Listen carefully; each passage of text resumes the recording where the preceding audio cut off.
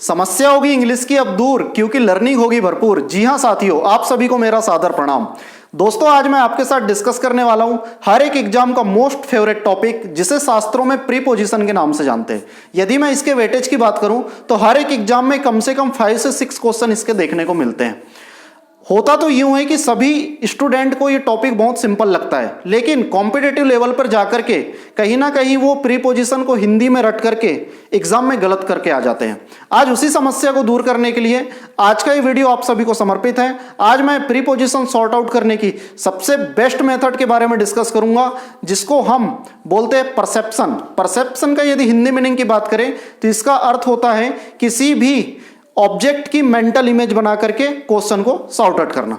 चलिए समझने की कोशिश करते हैं कि किस प्रकार से एग्जाम में क्वेश्चन पूछे जाते हैं और किस प्रकार से स्टूडेंट को कंफ्यूजन करने के लिए दिया जाता है। आइए दोस्तों समझते हैं।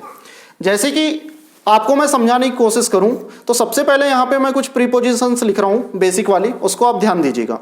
ऑन, ओवर, अबव, बिलो और लास्ट मैंने आपके सामने लिखा अंडर। राइट, चलिए आपके सामने मैंने बेसिक 5 प्रीपोजिशन लिखा है, जिसको आप समझने की कोशिश कीजिएगा। यदि देखा जाए दोस्तों तो इसका जो रोल होता है वो बहुत ज्यादा इंपॉर्टेंट होता है। बच्चा क्या करता है कि जैसे कि हिंदी में रट करके प्रीपोजिशन को चले जाता है, जैसे कि इनका मतलब होता है में और एग्जाम में जाकर के पूरा में हो जाता है। उसी प्रकार से हिंदी में याद करते इनटू का मतलब अंदर, के अंदर, पूरा का पूरा अंदर, और एग्जाम से वो बाहर ही नहीं निकल पाता। इसी समस्याओं को दूर करने के लिए जो सबसे मोस्ट यूनिक मेथड होती है उसको हम बोलते हैं परसेप्शन। परसेप्शन का मतलब क्या होता है कि किसी भी प्रीपोजिशन बेस्ड क्वेश्चन को हल करने के लिए हम अपने मेंटल पर एक इमेज क्रिएट करें और उसको रिलेट करके देखें किस प्रकार से वो सटीक आंसर दे पा रहा है। आइए उसी चीज को हम समझने की कोशिश करते हैं यहां पे। तो यदि मैं आपको डेफिनेशन की बात करूं प्रीपोजिशन की, तो preposition of word which relate a word to another word, मतलब प्रीपोजिशन एक ऐसा शब्द होता है जो कि एक शब्द को दूसरे शब्द के साथ आपस में रिलेट करने की कोशिश करता है। उसी को हम प्रीपोजिशन के नाम से जानते हैं। जी हां दोस्तों, अब इन जो खूबसूरत सी आपके सामने प्रीपोजिशन लिखी हुई है, इनको सॉर्ट आउट करने के लिए मैं एक छोटा सा डायग्राम बनाऊंगा और इसको हम समझने की कोशिश करते हैं कि किस प्रकार से एग्जामिनर हमको कंफ्यूज करने के लिए क्वेश्चन आंसर देता है। जैसे कि सपोज आपके सामने मैंने एक टेबल ड्रॉ किया, ठीक है। आपके सामने सपोज मैंने क्या बनाने की कोशिश की, टेबल। आप इसको घर में अच्छे से भी बना सकते हैं, ठीक है। मैं आपको बस ओवरव्यू देने के लिए समझाने की कोशिश कर रहा हूं, ध्यान दीजिएगा। यहां पे टेबल को ना देखे मेरी भावनाओं को समझने की कोशिश करें कि मैं आपको समझा क्या रहा हूं, ठीक है। चलिए, आप समझदार हैं। जैसे कि फॉर एग्जांपल ये आपकी टेबल हो गई प्यारी सी। यहां पे आपके सामने एक रखा हुआ है आपका प्यारा सा सेलफोन, राइट। ये आपका क्या रखा हुआ है, यहां पे सेलफोन रखा हुआ है। उसी प्रकार से यहां पे आप देख पा रहे होंगे एक छोटा सा मैंने आपके सामने बनाया। जी हाँ, बोलिए। आपके सामने मैंने यहां पे क्या बना दिया, एक फैन बना दिया। उसी प्रकार से यदि मैं देखने की कोशिश करूं तो यहां पे आपके सामने एक प्यारा सा, जी हाँ समझ गए होंगे आप, ये आपका छोटा सा एक क्या है, स्नेक है, सांप है। उसी प्रकार से आपकी यहां पे प्यारी सी एक चूहिया बैठी हुई है। क्या बैठी हुई है यहां पे, प्यारी सी चूहिया, ठीक है। चलिए अब इसको मैं समझने की कोशिश करता हूं कि किस प्रकार से ये रिलेट हो पा रहा है। यदि मैं इसके मैं यहां पे कुछ पेयर लिखने की कोशिश करूं तो मैं यहां पे लिख सकता हूं, जैसे कि मैंने आपके सामने लिखा यहां पे क्वेश्चन सॉल्व करने के लिए, टेबल ब्लैंक ऑब्जेक्ट। उसी प्रकार से यदि मैं यहां पे लिखूं तो मैं इसको रिलेट कर सकता हूं, फैन ब्लैंक स्नैक। उसी प्रकार से यदि मैं इसको लिखने की कोशिश करूं तो मैं फैन को टेबल के साथ रिलेट कर सकता हूं, टेबल। उसी प्रकार से यदि मैं समझने की कोशिश करूं तो ये आपका जो रेट है इसको मैं किससे रिलेट कर सकता हूं, टेबल से। आइए चंद क्वेश्चंस के माध्यम से हम प्रीपोजिशन को समझने की कोशिश करते हैं। आपका जो ये पहला वर्ड लिखा हुआ है यहां पे ऑन, आपको यहां पे दिख रहा होगा ऑन। यदि मैं बात करूं ऑन की, तो ऑन एक बहुत खूबसूरत सी बेसिक सी प्रीपोजिशन होती है जो कि हमको कॉन्टेक्ट ऑफ सरफेस बताने की कोशिश करती है। कॉन्टेक्ट ऑफ सरफेस का मतलब क्या होता है कि जब कोई एक वस्तु किसी दूसरी वस्तु के ऊपर इस प्रकार से बैठ जाए, वही हमारा कॉन्टेक्ट ऑफ सरफेस होता है, जिसको हम ऑन के माध्यम से समझाने की कोशिश करते हैं। तो मुझे एक चीज समझ आया कि ये जो होती है ऑन, वो हमको कॉन्टेक्ट ऑफ सरफेस को डिनोट करती है, रिप्रेजेंट करती है, ठीक है। अब ये जो आपका कॉन्टेक्ट ऑफ सरफेस होता है ये आपका दो प्रकार से हो सकता है, या तो ये हॉरिजेंटल हो सकता है या क्या हो सकता है, वर्टिकल। यदि मैं बात करूं तो ये वाली जो साइड होती है आपकी ये क्या कहलाती है, आपकी हॉरिजेंटल। और इस प्रकार से जो आपकी जो खड़ी रेखा होती है, खड़ी लाइन, ये क्या कहलाती है, आपकी वर्टिकली। सपोज यहाँ पे आपकी एक नीली परी खड़ी हुई है और ये रोड के ऊपर है, मतलब ये रोड के ऊपर क्या है, कांटेक्ट में है। उसी प्रकार से आपकी यहाँ खूबसूरत सी प्यारी सी एक छिपकली है, ठीक है।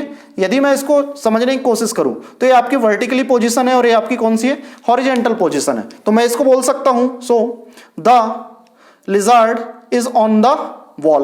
उसी प्रकार से मैं इसको बोल सकता हूं girl is on the road, ठीक है दोस्तों। चलिए, तो मैंने आपको यहां बताने की कोशिश किया जो कॉन्टेक्ट ऑफ सरफेस होता है या तो ये हॉरिजेंटल भी हो सकता है और ये आपका क्या हो सकता है, वर्टिकल। तो उसी प्रकार से यदि मैं क्वेश्चन को रिलेट करने की कोशिश करूं तो यहां पे लिखा हुआ है टेबल ब्लैंक ऑब्जेक्ट।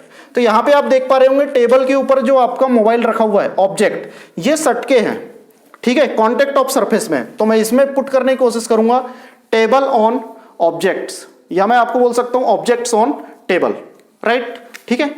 इसको कहना पड़ेगा अपन को ऑब्जेक्ट्स ऑन टेबल, गुड। चलिए, उसी प्रकार से यदि मैं बात करूं आपके सामने, सपोज मेरे जस्ट ऊपर एक ट्यूबलाइट लगा हुआ है, तो इसको मैं जब रिलेट करने की कोशिश करूंगा इस प्रकार से, तो ये मेरे वर्टिकली अबो है, ठीक है, ऊपर की ओर है। तो जब कोई भी वस्तु किसी भी ऑब्जेक्ट से वर्टिकली एबो है, ऊपर की ओर, तो हम इसको ओवर के माध्यम से बताने की कोशिश करते हैं। किसके माध्यम से बताते हैं माय डियर, ओवर के माध्यम से। तो इसकी जो मीनिंग निकली वर्टिकली एबो, मतलब जो भी चीज किसी भी ऑब्जेक्ट से जस्ट ऊपर है तो उसके लिए हम किसका प्रयोग करते हैं, ओवर का प्रयोग करते हैं, राइट। अब उसी प्रकार से जस्ट यहां से मैं सामने जो एसी लगी हुई है उसको मैं रिलेट करने की कोशिश करूं इस प्रकार से, तो इस प्रकार से जो कोई भी ऑब्जेक्ट है यदि हमसे वर्टिकली ना होकर के एनीवेयर कहीं पर भी हो तो उसको रिलेट करने के लिए हम हमेशा एबो का प्रयोग करते हैं। तो इसका मतलब मैं समझने की कोशिश करूं तो इसमें बता सकता हूं मैं आपको एनीवेयर, मतलब जब कोई वस्तु किसी ऑब्जेक्ट से कहीं पर भी दूर खड़ी हो, राइट। चलिए, उसी प्रकार से यदि मैं बात करूं इसकी ओवर, तो ओवर का जस्ट अपोजिट यूज करेंगे अपन अंडर के लिए और एबो का यूज करेंगे बिलो के लिए। आइए समझने की कोशिश करते हैं। जैसे कि सपोज आपके सामने यहां पर लिखा हुआ है फैन और ये लिखा हुआ आपका टेबल। यदि मैं इसको इससे रिलेट करने की कोशिश करूं टेबल के साथ, तो डायरेक्टली ये क्या दिख रहा है, टेबल के जस्ट ऊपर है। तो इसको मैं क्या बोलूंगा, फैन ओवर टेबल, मतलब फैन क्या है, टेबल के ऊपर है, क्योंकि वर्टिकल अबो है, ठीक है, सीधी डायरेक्शन में। उसी प्रकार से यदि मैं समझने की कोशिश करूं फैन डैश स्नैक, तो आप देख पा रहे होंगे जब मैं यदि ये फैन से स्नैक को रिलेट करने की कोशिश करूंगा तो आपको जो स्नैक तो है फैन के नीचे है, लेकिन ये वर्टिकली ना होकर के एनीवेयर है कहीं पे भी। तो मैंने आपको बताया कि इसके लिए हम सुटेबल जो प्रीपोजिशन होती है उसके लिए हम किसका प्रयोग करते हैं, अबो का, राइट। चलिए, उसी प्रकार से यदि मैं बात करूं रेट और टेबल की, तो आप देख पा रहे होंगे जो अपनी जो रेट है चुहिया आपकी वो कहां पर है, टेबल के नीचे है। तो मैं इसके लिए बात करूंगा ओवर का जस्ट अपोजिट क्या होता है, अंडर, क्योंकि टेबल के अंदर, इसलिए मैं इसका प्रयोग करूंगा यहां पे अंडर। तो मेरा जो आंसर हुआ रेट अंदर टेबल। उसी प्रकार से यदि मैं आगे समझने की कोशिश करूं तो मैं आपके सामने एक और यूज बताता हूं यहां पे। सपोज, चलिए, अब जैसे कि फॉर एग्जाम्पल ये जो आपका जो ओवर होता है, क्या होता है माय डियर यहाँ पे, ओवर। तो जो ओवर का जो प्रयोग करते हैं हम एक और चीज में, इसका प्रयोग हम करते हैं कवरिंग सेंस के रूप में। जैसे कि फॉर एग्जांपल मैं आपके सामने बताने की कोशिश करूं कि अभी मैंने जो रिलेट किया था ये मेरी वर्टिकल पोजीशन थी, इधर से जब मैंने एसी के साथ रिलेट किया था तो ये मेरी एनीवेयर वाली पोजीशन थी। अब उसी प्रकार से जो मैं कवरिंग सेंस की बात करूं तो मेरे ऊपर भी छत है, मेरे साइड में भी छत है, इधर पे भी दीवार है और सामने पे भी क्या है, दीवार है। तो यहाँ पे जो मेरी जो ये वॉल है, दीवार जो छत है, वो एक प्रकार का कवरिंग सेंस क्रिएट कर रहा है। तो जब भी यदि कवरिंग सेंस की बात होती है तो इस कंडीशन में हम सुटेबल जो प्रीपोजिशन होती है हम उसमें ओवर का प्रयोग भी करते हैं माय डियर। तो याद रखना जो ओवर का एक और जो यूज होता है वो हमारा कवरिंग सेंस के लिए होता है। कवरिंग सेंस का मतलब क्या होता है कि किसी भी चीज को आजू बाजू से ढक लिया जाए, राइट। यदि मैं इसमें एग्जाम्पल लिखने की कोशिश करूं तो देखिए एक और चित्रकारी मैं आपके सामने करता हूं और समझाने की कोशिश करता हूं। सपोज आपका यहाँ पे एक क्या है, एक प्रकार का पेड़ है, ट्री है आपका, ठीक है, राइट। और यहाँ पे आपकी प्यारी सी प्रेमिका इस प्रकार से इससे सट के, इसका ब्रेकअप हो गया है तो ये बैठी हुई है, राइट, कुछ कुछ सोच रही है इस प्रकार से यहाँ पे। तो मुझे बताइए कि जब कोई भी लड़की या लड़का पेड़ से सट के बैठने की कोशिश करेगा तो स्वाभाविक सी बात है, तो उसको किसकी जरूरत पड़ेगी, इसमें छांव की जरूरत पड़ेगी, ठीक है, उसकी शैडो की जरूरत पड़ेगी, तभी इंसान कोई भी पेड़ के नीचे बैठता है ताकि वो धूप से बच सके। तो यहां पे यदि मैं यहां पे स्टेटमेंट लिखना चाहूं तो मैं लिख सकता हूं यहां पे वुमेन ब्लैंक ट्री। तो यहां पे आपको समझ आ रहा होगा कि जो पेड़ का इनफेक्ट जो वर्क होता है वो क्या करता है, छांव देने के लिए काम आता है। तो जब भी कोई भी कवरिंग सेंस क्रिएट हो, क्योंकि ये मैन को क्या कर रही है, वुमेन को छांव देने की कोशिश कर रही है, तो यहां पे मैं किसका प्रयोग करूंगा, अंडर। किसका प्रयोग करूंगा, अंडर, क्योंकि ओवर का अपोजिट ही क्या होता है, अंडर, ठीक है। तो ये कवरिंग सेंस के लिए हम ओवर और अंडर दोनों का प्रयोग करते हैं। उसी प्रकार से यदि मैं सपोज यहां पे एक स्ट्रीट लाइट बना दूं, ठीक है, सपोज नाइट का टाइम है और यहां पे स्ट्रीट लाइट जल रही है, आपकी स्ट्रीट लाइट, तो यदि कोई भी व्यक्ति आकर के स्ट्रीट लाइट के नीचे खड़े होगा तो स्वाभाविक सी बात है जो आपका जो स्ट्रीट लाइट होगी रोड वाली, वो क्या करेगी, आपको छांव देने की कोशिश करेगी। तो यहां पे इसका भी किस सेंस में प्रयोग होगा, कवरिंग सेंस में। तो यहां पे मैं ट्री की जगह किसका प्रयोग कर सकता हूं, यहां पे स्ट्रीट लाइट। तो यहां पे जो मेरा जो सेंटेंस हो जाएगा, यदि मैं वुमेन को स्ट्रीट लाइट से कंपेयर करने की कोशिश करूं तो वुमेन अंडर स्ट्रीट लाइट, क्योंकि स्ट्रीट लाइट का भी जो इवन फंक्शन होता है वो हमें प्रकाश देने के लिए होता है, कवरिंग सेंस के रूप में क्या होता है, प्रयोग होता है। राइट दोस्तों, चलिए उसी प्रकार से यदि मैं बात करूं, एग्जाम में सेंटेंस पूछ लिया जाता है, we are sitting blank the sky, ठीक है, we are sitting blank the sky. तो आप मुझे बताइएगा जो स्काई होता है, आसमान, उसका इम्पैक्ट वर्ग क्या होता है, कुल मिला के नीचे वाले जो ऑब्जेक्ट रहते हैं उसको कवर करके रखना, प्रकाश वगैरह प्रोवाइड करना। तो यहाँ पे सुटेबल जो प्रीपोजिशन यूज होगी कवरिंग सेंस के रूप में, तो हम यहाँ पे माय डियर किसका प्रयोग करेंगे, अंडर का प्रयोग करेंगे। किसका प्रयोग करेंगे, अंडर का, ठीक है, we are sitting under the sky.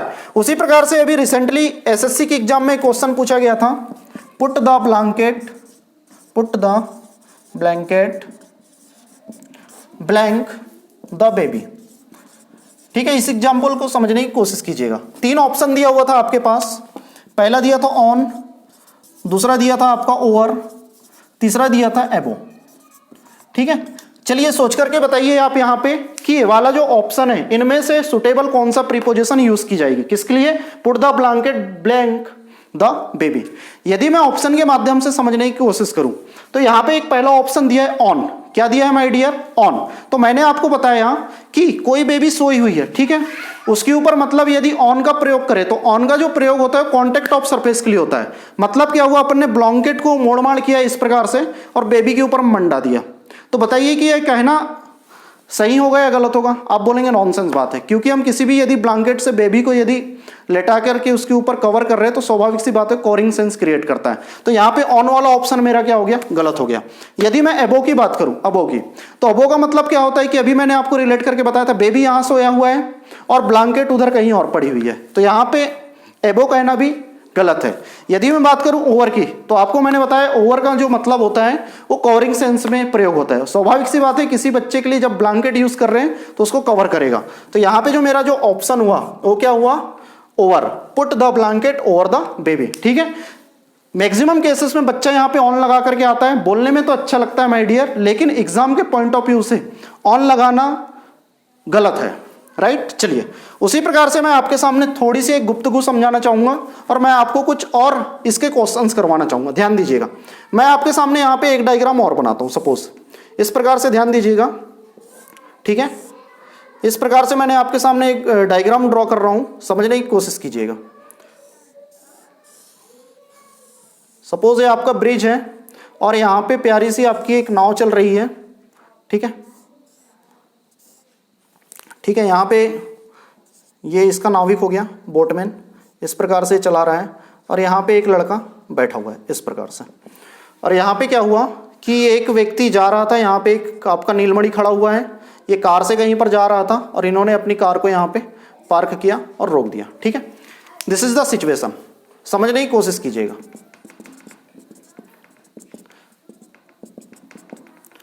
ठीक है, चलिए यदि मैं इस सिचुएशन को डायग्राम के माध्यम से समझने की कोशिश करूं तो एक नीलमणि नाम का लड़का है जो कि बोट के ब्रिज के ऊपर से गुजर रहा था, तो तो उसने देखा कि क्यों ना यहाँ पे एंजॉय कर लिया जाए, उन्होंने अपनी गाड़ी को इसके ऊपर पार्क किया और पार्क में खड़े करके थोड़ा दूर आ गया, राइट। चलिए, अब उसके बाद उन्होंने झांक करके देखा तो नीचे पर एक बोट खड़ी हुई है, बोट जा रही है जिसमें नाविक आपका चलाने का काम कर रहा है, और यहाँ पे एक लड़का है जो अपने भाई के साथ बैठा हुआ है जिसकी तबीयत खराब है, और नाविक इसको लेकर के कहीं आगे जा रहा है। This is the situation.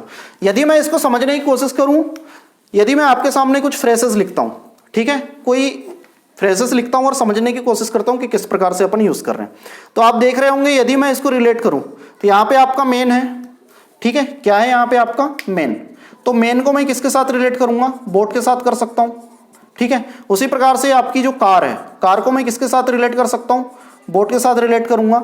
उसी प्रकार से यदि मैं बात करूं आपकी, तो ये जो मेन है, ये जो नीलमणि खड़ा है आपका, उसको मैं ब्रिज के साथ यदि कनेक्ट करूं, उसी प्रकार से मैं जो कार है, कार को भी किसके साथ रिलेट कर सकता हूं, ब्रिज के साथ। और उसी प्रकार से यदि मैं बात करूं किसकी, ब्रिज की, तो ये जो आपका जो ब्रिज है, ब्रिज, उसको मैं किसके साथ रिलेट कर सकता हूं, रिवर के साथ। और उसी प्रकार से जो ब्रिज है उसको मैं किससे रिलेट कर सकता हूं, आपकी बोट के साथ। तो चलिए बताइए कि इनमें से जो सुटेबल प्रीपोजिशन है वो किसका प्रयोग किया जाएगा, ठीक है। चलिए, आपके सामने यहाँ पे 6 क्वेश्चन लिखे हुए हैं, आप सोच करके बताइए कि ऑन का प्रयोग होगा, ओवर का प्रयोग होगा, अबोव का होगा, बिलो का होगा या अंडर का, ठीक है। मैंने आपके सामने सेंटेंस नहीं लिखा हूं, मैं सेंटेंस इसलिए जानबूझ के नहीं लिख रहा हूं क्योंकि आप उसमें कंफ्यूज हो सकते हैं कि आखिर कौन से वर्ड का रिलेशन किसके साथ बताया जा रहा है, इसलिए मैं आपके सामने चुनिंदा कुछ फ्रेज के माध्यम से आपको समझाने की कोशिश कर रहा हूं। तो यहाँ पे देखिएगा, यहाँ पे लिखा है मेन ब्लैंक बोट, ये रहा आपका मेन और इसके जस्ट नीचे रही है आपकी बोट। क्या रही है आपकी बोट। तो मैंने आपको बताया था कि जब भी कोई भी चीज वर्टिकली एबोव है, वर्टिकली ऊपर की ओर है, तो हम किसका प्रयोग करते हैं, ओवर का। तो क्या हो जाएगा मेरा यहाँ पे मेन ओवर बोट। उसी प्रकार से यदि मैं कार की बात करूं, यदि मैं कार को इस बोट से रिलेट कर पा रहा हूं, तो आप देख पा रहे होंगे कार इधर खड़ी है, बोट इधर है, मतलब ये वर्टिकली पोजीशन ना बनते हुए एनीवेयर वाली पोजीशन बन रही है। तो मैं इसमें किसका प्रयोग करूंगा, आपको बताया था ओवर का। किसका प्रयोग करूंगा, सॉरी, एबो का। किसका प्रयोग करूंगा माय डियर, एबो का। उसी प्रकार से आप देख पा रहे होंगे मेन ब्लैंक ब्रिज, तो आप देख पा रहे होंगे यहाँ पे आपका मेन है और ये आपकी ब्रिज है, तो स्वाभाविक सी बात है इनके बीच में क्या है, कांटेक्ट ऑफ सरफेस। तो मैंने आपको बताया कांटेक्ट ऑफ सरफेस के लिए अपन किसका प्रयोग करते हैं, ऑन का। तो क्या हो गया, मेन ऑन ब्रिज। उसी प्रकार से यदि मैं बात करूं कार ब्लैंक ब्रिज, तो आप देख पा रहे होंगे कार ये है, ब्रिज ये है, तो कार ब्रिज आपस में कांटेक्ट ऑफ सरफेस में, तो मैं किसका प्रयोग करूंगा माय डियर, यहाँ पे कार ऑन ब्रिज। उसी प्रकार से यदि मैं बात करूं आपके साथ, तो ये ब्रिज ब्लैंक रिवर, तो आप देख पा रहे होंगे आपकी ब्रिज हो गई पूरी की पूरी और नीचे पे आपकी नदी है, तो ये ब्रिज का काम क्या होता है, नदी को कवर करना, राइट। तो ये कवरिंग सेंस क्रिएट कर रहा है। तो मैंने आपको बताया कि कवरिंग सेंस में भी अपन किसका प्रयोग करते हैं, ओवर का। उसी प्रकार से यदि मैं ब्रिज को इस बोट के माध्यम से रिलेट करने की कोशिश करूं, तो ये ब्रिज आपकी कवरिंग सेंस क्रिएट कर रही है किसके साथ, बोट के साथ, तो इसमें भी मैं किसका प्रयोग करूंगा, ओवर का, राइट। ठीक है दोस्तों, इन चंद एग्जाम्पल के साथ आपने प्रीपोजिशन को आज समझने की कोशिश किया। मैं आपको बार बार बता रहा हूं कि परसेप्शन, मेंटल इमेज, चित्रकारी ही आपकी प्रीपोजिशन का बेड़ा पार लगा सकती है। जी हाँ दोस्तों, आई होप आप लोगों को ये लेक्चर समझ आया होगा। तो फुल एंजॉय कीजिए, समझने की कोशिश कीजिए और अपनी तैयारी फुल एंड फाइनल की ओर लेके चलिए। ठीक है दोस्तों, मिलते हैं आपके साथ नेक्स्ट लेक्चर में। तब तक के लिए आप सभी को मेरा प्यार भरा राधे राधे।